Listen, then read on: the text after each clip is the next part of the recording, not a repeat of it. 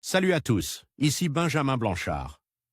Bienvenue sur ma chaîne où l'on explore ensemble le monde passionnant des technologies modernes. Si vous êtes intéressé par les dernières innovations et que vous voulez rester à jour sur ce qui change notre quotidien, pensez à vous abonner. Aujourd'hui, on va plonger dans un sujet incontournable des nouvelles tech. Prêts à découvrir? C'est parti! Bonjour à tous. Dans cette vidéo, je vais vous expliquer comment télécharger un fichier en utilisant BitTorrent. Je vais vous guider à travers les étapes essentielles, depuis le choix d'un client BitTorrent jusqu'à la recherche et le téléchargement de fichiers. Que vous soyez débutant ou que vous ayez déjà une certaine expérience, je vais vous donner des conseils pratiques pour optimiser vos téléchargements.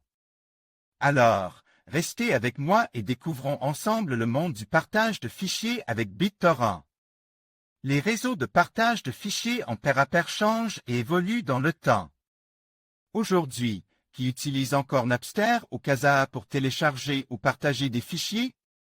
La solution actuelle la plus utilisée dans le domaine du P2P est le protocole BitTorrent. Au travers de ce tutoriel, nous allons vous présenter comment utiliser un fichier torrent pour télécharger une image disque Ubuntu, gratuite, grâce au logiciel Qbitor. Certes, le réseau BitTorrent est régulièrement utilisé pour le partage de contenu protégé. Mais au-delà de cet usage, on doit reconnaître qu'il est particulièrement intéressant. Il permet de lancer le téléchargement d'un grand nombre de fichiers simultanément, peu importe leur poids.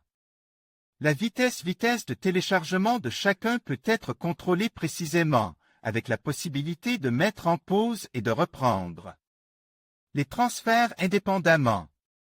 Et surtout, il repose sur une architecture décentralisée, bien plus juste dans les répartitions de consommation de bande passante. Avant de vous présenter la manipulation de téléchargement sur le logiciel Qbitor, nous vous avertissons que vous ne pouvez télécharger un fichier que s'il est libre de droit ou si vous en détenez déjà la version originale. Dans le cas présent, nous avons choisi de télécharger une image disque du système des exploitations libres et gratuits Ubuntu 19.04. Pourquoi Qbitor? En effet, il existe une grande variété de logiciels permettant de télécharger des fichiers via BitTorrent, Tor, Azure Vuz, Bitor, Bitcomet. Qbitor présente l'avantage d'être open source et sans publicité, dans une interface particulièrement légère.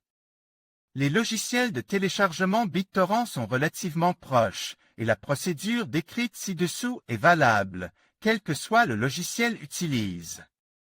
Bien sûr, vous devez commencer par télécharger le logiciel Qbitor et l'installer sur votre ordinateur. Ensuite, recherchez sur Internet le fichier torrent qui vous intéresse. Ce fichier très léger se présente sous la forme d'un lien qui ne peut être ouvert que par un logiciel de téléchargement BitTorrent. Dans notre cas, nous téléchargeons le fichier torrent directement sur le site officiel d'Ubuntu. Cliquez sur le lien pour télécharger le fichier torrent. Essayeware Iron, le téléchargement doit être quasiment instantané.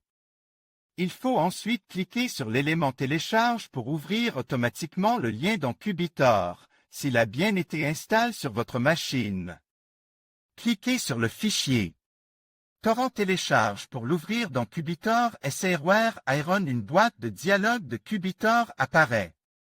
Elle propose de personnaliser le répertoire vers lequel seront effectivement téléchargés les fichiers, dans notre cas, l'image disque Ubuntu. Personnaliser ou valider le dossier de téléchargement. Qbitor. Une fois la boîte de dialogue validée par OK, la fenêtre principale de Qbitor s'ouvre et affiche les informations sur le téléchargement du fichier. En un clic droit sur l'élément, il est possible de mettre en pause ou de reprendre le téléchargement. Vous pouvez également paramétrer la vitesse maximale de réception ou d'envoi, pour garder une bande passante suffisante pour vos autres activités. Page d'accueil de Qbitor, avec le téléchargement qui débutait. Cubitor, vous devez patienter jusqu'à ce que la barre de chargement affiche 100%. Bien sûr, vous pouvez fermer le logiciel et le laisser travailler en arrière-plan. Il s'affichera dans la zone de notification. La barre a atteint 100%. Le téléchargement est terminé. Cubitor, une fois la barre remplie à 100%, le téléchargement est terminé et les fichiers sont enregistrés sur votre disque. Vous pouvez y accéder directement par un clic droit sur l'élément dans Cubitor et en choisissant l'option « Ouvrir le répertoire de destination ». Menu contextuel, proposant d'accéder directement aux fichiers. Cubitor ainsi, le répertoire de téléchargement s'ouvre et vous pouvez directement utiliser vos fichiers. Les fichiers téléchargés sont présents dans le répertoire et prêts à être utilisés.